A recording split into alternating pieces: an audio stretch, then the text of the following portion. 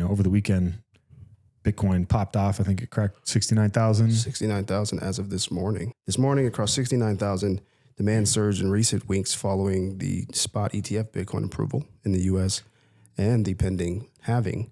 I never pronounced that word right. Halving in late April. And so Bitcoin has increased over 60% on the month and about 205% on the year, according to CoinMarketCap. This all comes by way of TechCrunch. The total crypto market cap across all tokens has increased 18% to 2.5 trillion, with Bitcoin making up 52% of that $2.5 trillion market cap. So why should entrepreneurs care about that stuff? Because it ain't going nowhere. That's the layman's answer. It's not going anywhere. But I think they should care because just look at the dollar. Yeah. Just look at the dollar. And at the end of the day, the US dollar is not backed by anything. Correct. So therefore, anything can step up and ultimately take its place if people decide that has value. And I think there's been a lot of FUD, fear and uncertainty and doubt put into the market about what is Bitcoin. It's very similar to what happened in 2008.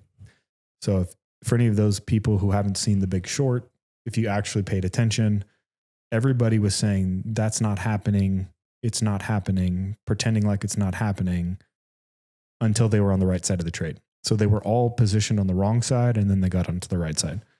Listen to, Jamie Dimon, listen to Blackstone, listen to all these major hedge funds that say it's a farce. Don't invest in it. You're going to lose all your money. And now all of a sudden they're one of the biggest purchasers of that. And there's nothing stopping them from doing that because they're trying to get the market at a lower price so they can buy it at a low price and make a ton of money from it. So it is here to stay. It's been around since 2009, 2010. I remember hearing about it in like 2010, 11, when you could only buy it with an onion router. You had to know how to set that up and tap into the deep web in order to access it. And I said the same thing, like that'll never happen. Nobody will ever pay attention to that. Well, here I am today.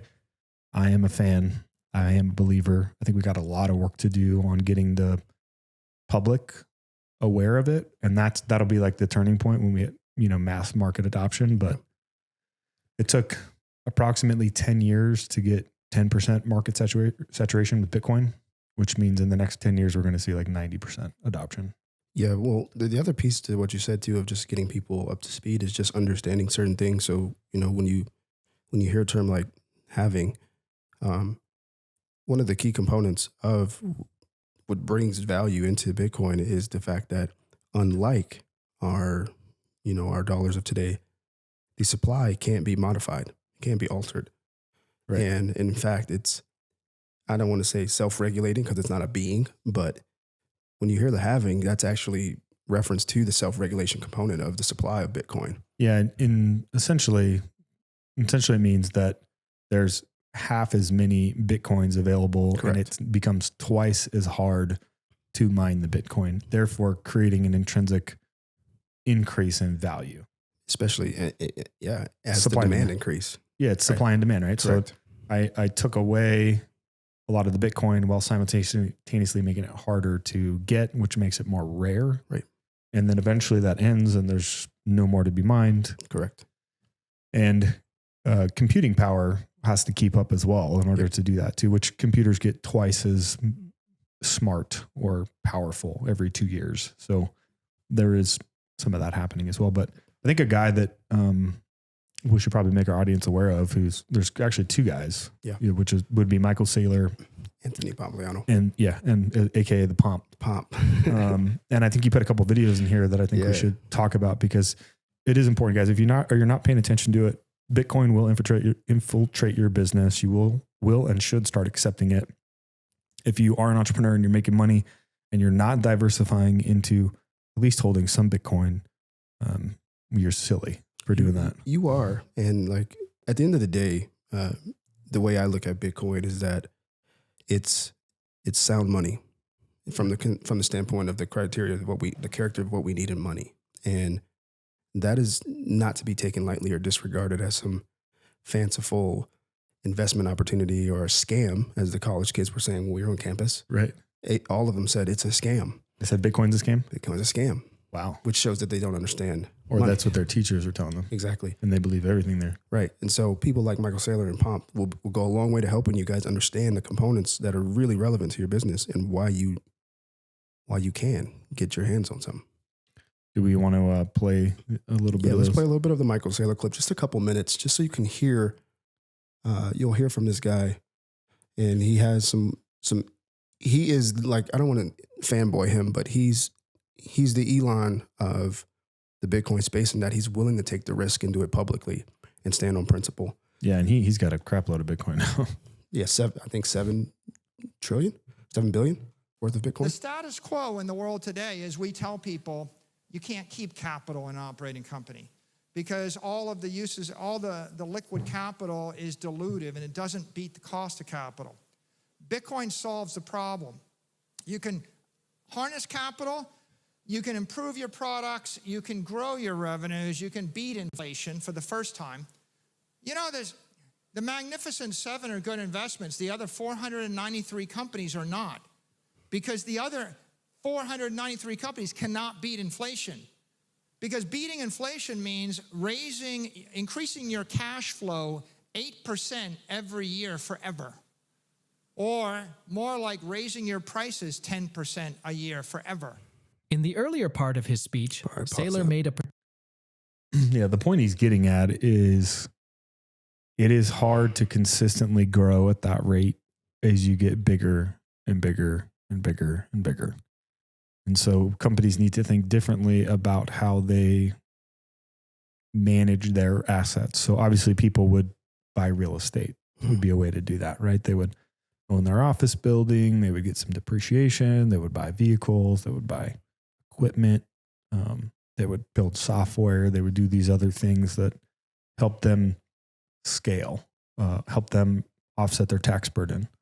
And his point that he's saying, especially with where we're at in the economic cycle, is that's a fool's errand.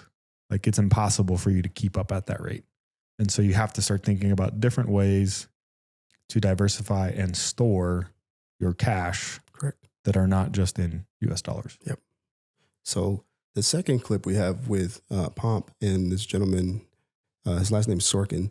And also in that last clip, shout out to Bitcoin Atlantis and Savvy Finance. I want to give credit where credit is due, just sourcing materials. But CNBC finance host, market alert host, last name Sorkin, I forget his first name all the time, but he has Pomp on here. And if for those of you who do follow CNBC, MSNBC, WSJ, all the different platforms and publications that talk finance, I just want you to listen to what he's talking about.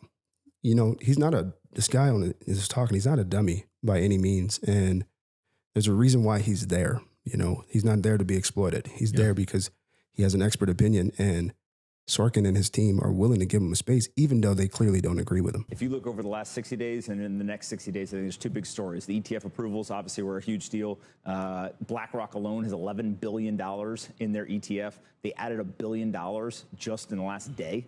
And so these are massive inflows for just one fund. There's 11 of them. And so obviously there's tons of money coming in, about 12 times more demand for Bitcoin than what the network is producing every single day.